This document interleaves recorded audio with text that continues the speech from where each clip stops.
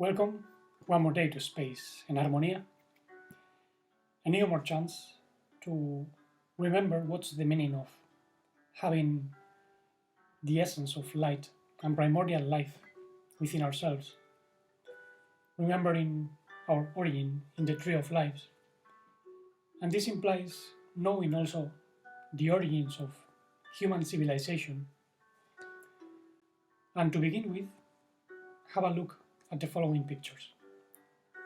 Why ancient cultures told that their wise ancestors came from the center of the world tree, polar regions, spiritual dimensions, and what is doing the flower of life in the temple of Abydos in Egypt, which is even older than the known Egyptian civilization, and why Christian cathedrals are designed very much like Egyptian temples, and they also resemble the Saphirotic tree. Now, before going into all this, I announce this week, probably tomorrow, I'll be publishing the following session of the introductory course on soul therapy based on harmonic principles and the tree of life in the other channel, Vital and Harmonia. And this time is about the paths of the tree of life, the 22 paths. Something I didn't even touch in this channel. I'll be giving a brief summary of each path. And the sessions are going to be alternative. This week it's in English, but the following I'll be teaching in Spanish. And now to continue with the subject of today, first of all, realize that we are surrounded by sources of information, even beautiful wisdoms, coming from the ancient past, but we must learn to distinguish between different partial truths, separating the wheat from the chaff, and also identifying the true primordial wisdom, whose origin transcends even the deepest currents of the world. Anyway, some of the stories coming from traditions have truths that are interesting and very important to know. For example, I remember how in 1998, more or less, I listened to a story that fascinated me. It's the Siberian legend of the mythic Gallavodia, a spiritual land that exists in another dimension. And this story says that many thousands of years ago, there was in Siberia a spiritually advanced civilization, which also had technological advancement of some sort, even though they were more spiritually oriented. And at first, the weather in those regions was benign, very pleasant. There was no cold at all. However, it began to change. So part of the civilization began to migrate towards the east, the south, the west, and thus they originated several civilizations. But the most shocking thing is that the wiser leaders decided to stay in Siberia. And therefore, when the ice covered the land, they physically died. But they had already been in contact with spiritual dimensions of the earth and were able to dwell in those spiritual realms with spiritual bodies. So we can guess somehow those sages knew Adamic humanity had fallen from a beatific state in the Garden of Eden, which was another dimension of the earth. And somehow they were going back, or at least they were getting closer to the Garden of Eden. And from their spiritual land, they continue to be spirit guides and teachers for the members of their civilization that migrated towards different continents. Actually, the priests of the different groups that migrated kept contact with those spirit ancestors, which had become masters.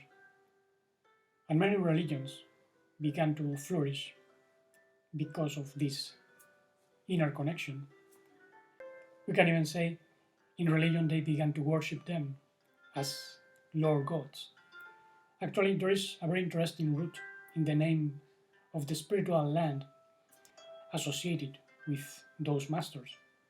In the Siberian legend, it's known as Velovodia or Velovodie, which is also called Shambhala in Tibet, or Shangri-La in the Himalayas, Avalon in the Celtic legends. There are many other names.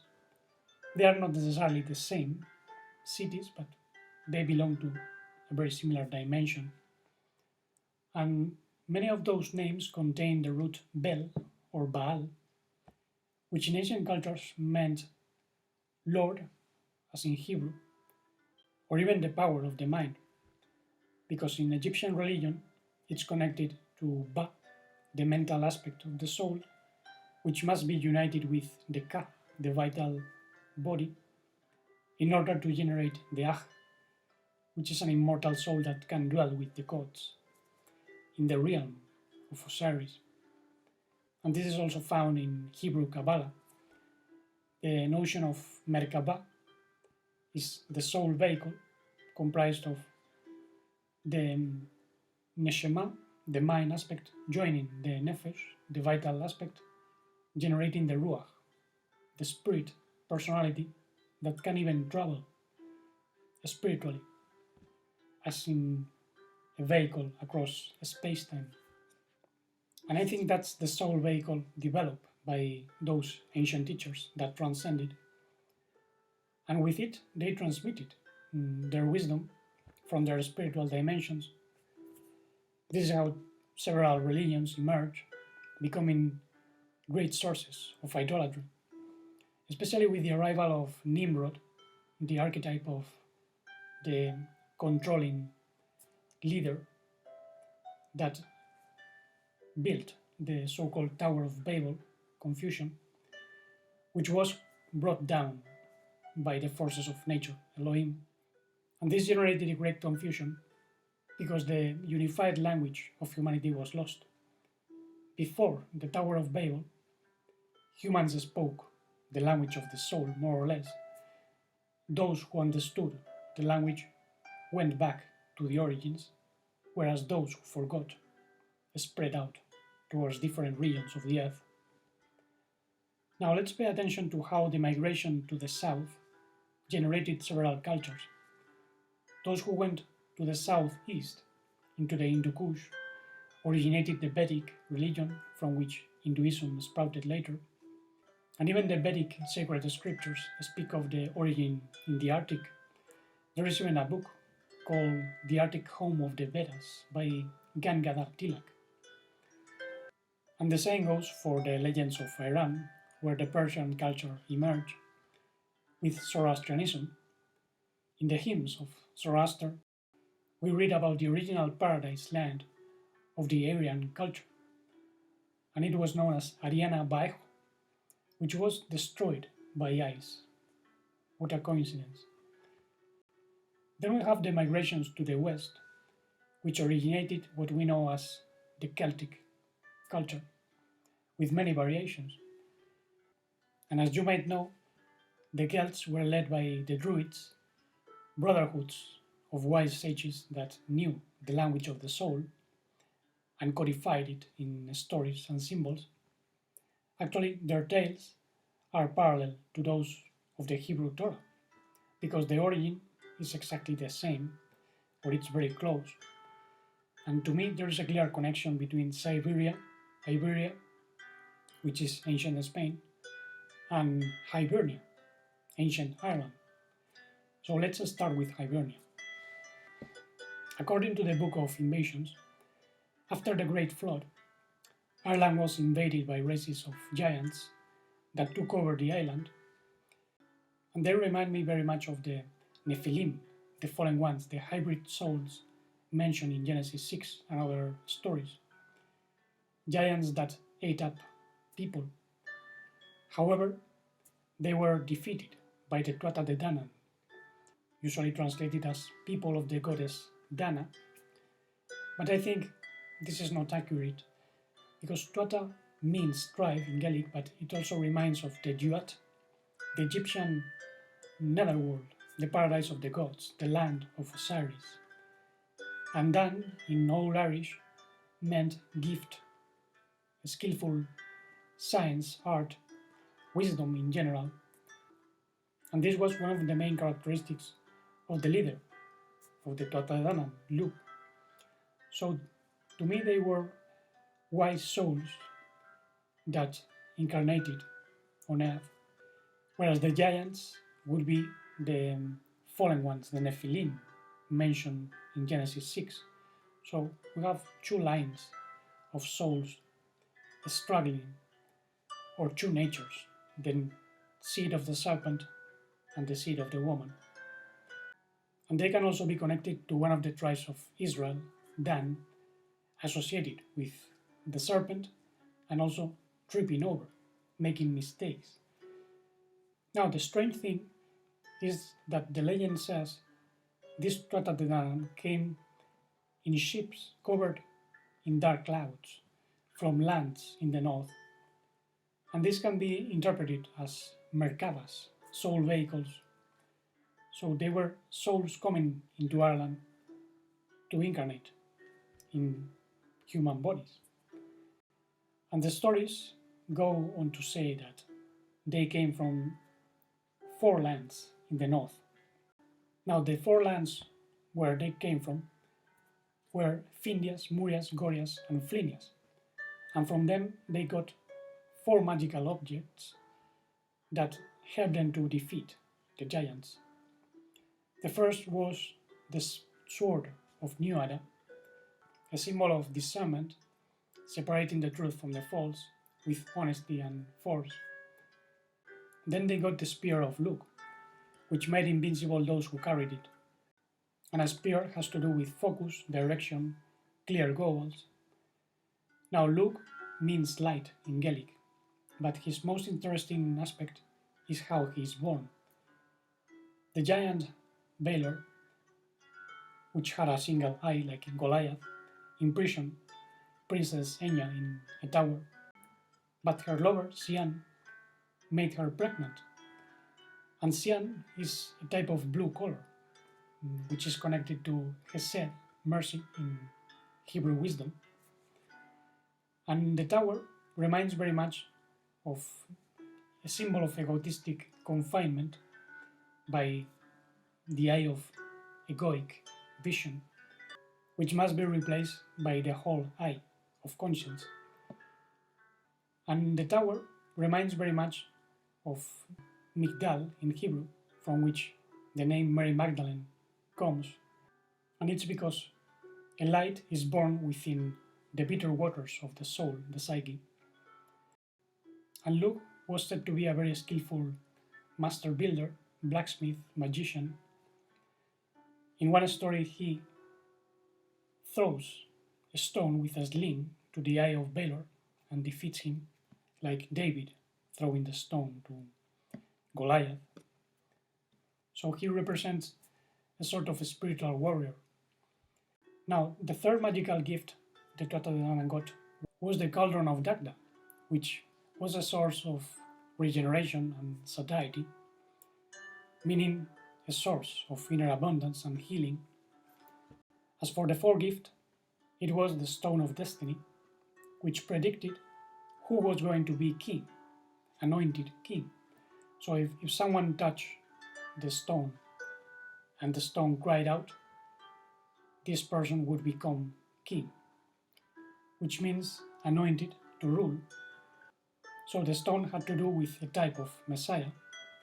And remember, there is a planetary anointing with the serpent energy, a planetary Messiah, and the anointing with primordial magnetic light coming from the source beyond space-time. And this magnetic light harmonizes the serpent energy. And remember, one of the tribes of Israel was called Dan, associated with the serpent. So the Tuatha De Danann were possibly connected to this tribe. And to me, they were shaman souls that incarnated with the serpent wisdom in order to bring knowledge, wisdom to civilization. And remember, one of the tribes of Israel was called Dan, linked to the serpent. So the Tuatha De Danann were possibly connected to this tribe, and they were shaman souls that incarnated to bring certain wisdom into civilization, but they got displaced by another tribe of Israel known as the Sons of Mil from Iberia. And these were a tribe of Israel as well.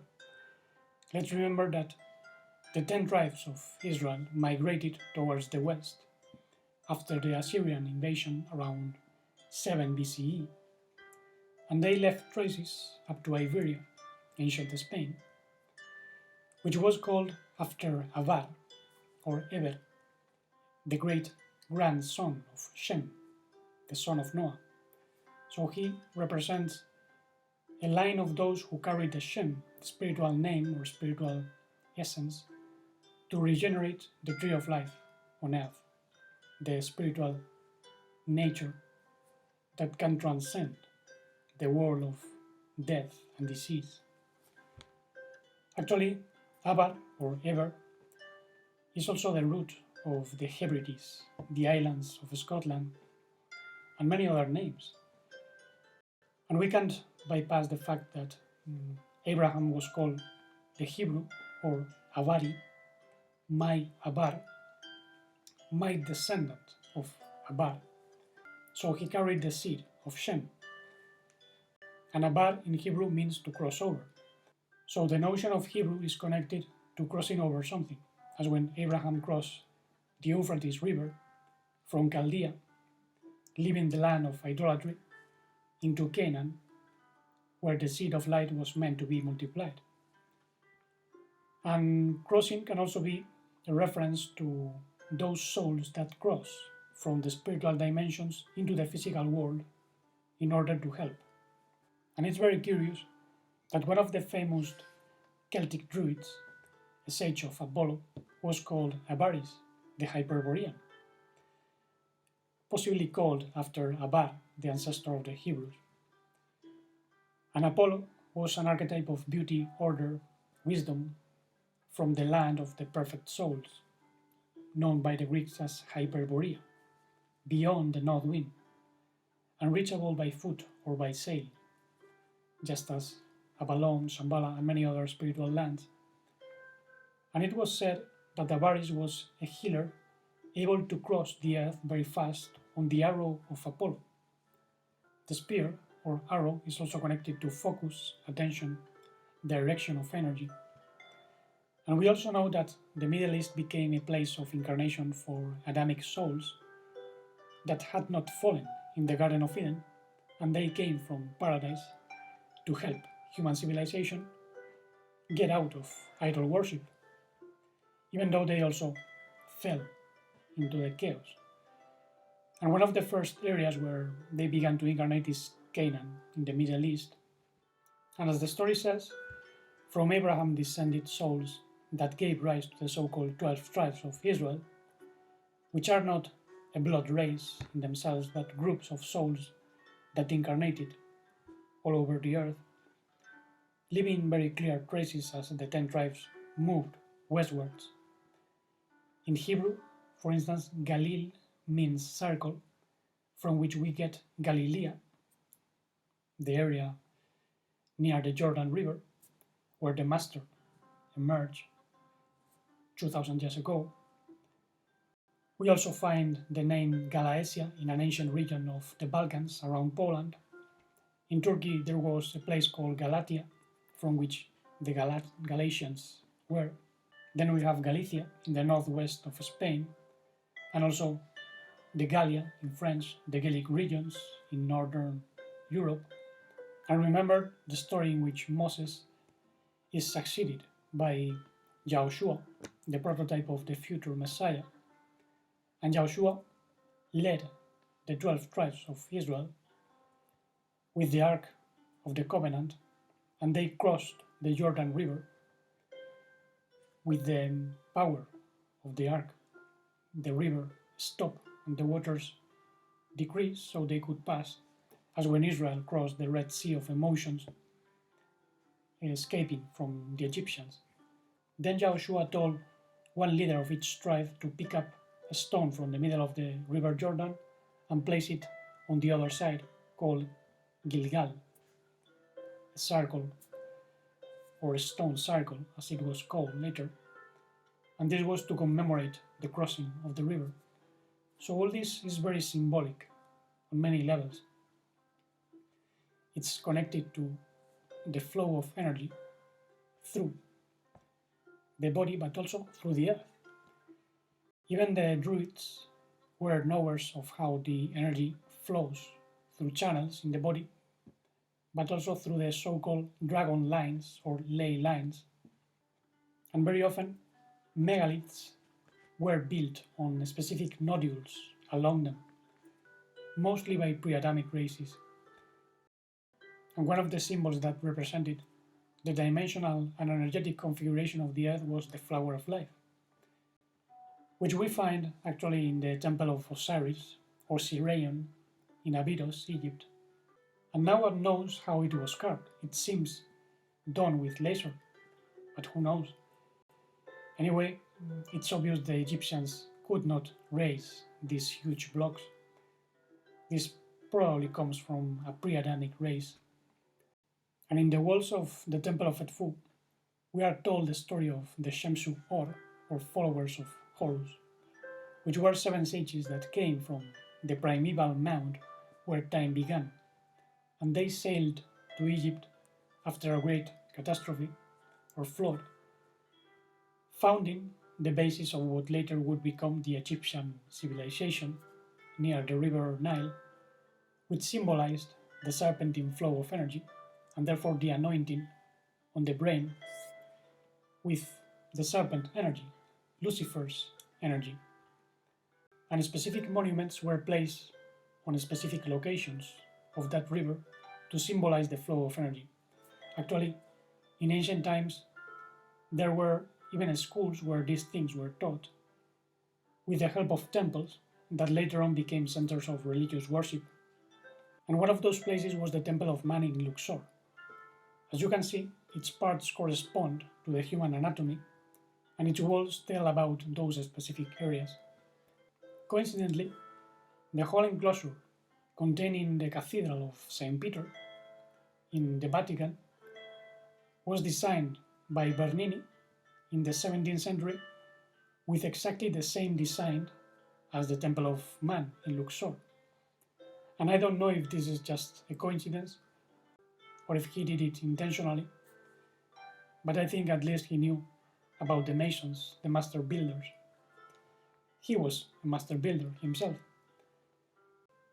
The masons were connected to the tradition of Egypt. Actually, there is a very interesting connection. You probably have heard of Akhenaton, Amenophis IV, who instituted monotheism in Egypt, and the priests of Ammon began to rebel against his religion, so part of the family of Akhenaton left Egypt, and among them was Escota, the daughter of Akhenaton, and she went to Ireland with a group of followers that came to be known as Scoti, the tribe of Scoti, and this tribe eventually traveled to what we know today as Scotland. They founded Scotland, and very probably they were the source of Scottish masonry and certain symbolism in the buildings over there. As for Scott, she passed away in Ireland, and her tomb can be visited today in County Clare. And it's very interesting how the Masons built up the Christian cathedrals in Europe with gargoyles in the walls. And this reminds of what is told in the Testament of Solomon, who supposedly built his temple with the help of genii. The Temple of Solomon had an external wall symbolizing the physical body, an atrium of sacrifice representing the sacrifice of the vital passions of the nephesh, the vital soul, Then there was the holy, representing the ruach, the spirit, personality which is more in connection with conscience. And finally, the Holy of Holies, containing the Ark of the Covenant, with the manna, the spiritual food, the rod of Aaron, a symbol of the tree of life in its inception, and then the stones with the commandments, which were more a symbol of the brain, the two hemispheres of the brain, and the carnal teachings the Israelites followed after rejecting the inner Torah of light. Unfortunately, as all this was an externalized teaching, it became a religious cult. Every stone temple is a perfect stone trap set for idolatry. But it's curious that the design of the Christian church and cathedrals is like in those ancient monuments of Egypt, and not like in the modern synagogues, something which is curious because many say Christianity comes from Judaism, and that's not the case, at least from rabbinic Judaism. We can see that the model chosen to convey the Christian message to the Gentiles was really the model used in prehistoric Egypt. Actually, I will leave a very good quotation about this when I write the exposition in the blog. But notice how a Christian cathedral can be seen both as a temple of soul sacrifice, but also as a Sephirotic tree. The top would be the crown, Keter, the altar would be Da'at, the arms would be Chesed and Geburah, mercy and force, and the entrance would be Tiferet, because we enter to the soul through the beauty of the heart, even though that's almost impossible when focusing on a stone temple. As it was said, the Holy One does not dwell in temples made by human hands. Acts of the Apostles 7. Even King Solomon said, "The heaven and the heaven of heavens cannot contain you. How much less this house that I have built?" Anyway, for this time I think it's enough information. I will leave this written on the blog when it's ready. These are just clues to ponder on. Now, regardless of all the events that we are witnessing outside and all the confusion, remember that the true Messiah's platform cannot be destroyed by the accidents, catastrophes, confusions of the world, because it's comprised of the primordial magnetic light heart and the beings that belong to this manifestation of light, the body of the Messiah connected to the universal head, come here to help incarnating in human bodies, guiding souls back to the primordial origins, beyond the Garden of Eden on the earth, beyond Avalon, beyond Shambhala, beyond the Emerald cities, which are very nice. They can be accessed in Beria, but we belong to the realm of emanation, the absolute Edenic reality, which we can call a deeper Gan Eden, a deeper Garden of Eden, where it's not possible to fall back again into deception. So for now, thank you very much for listening with attention, and let's keep our heart open so that we can manifest the supraconditional love and modified life, integral conscience, and deep blissful serenity.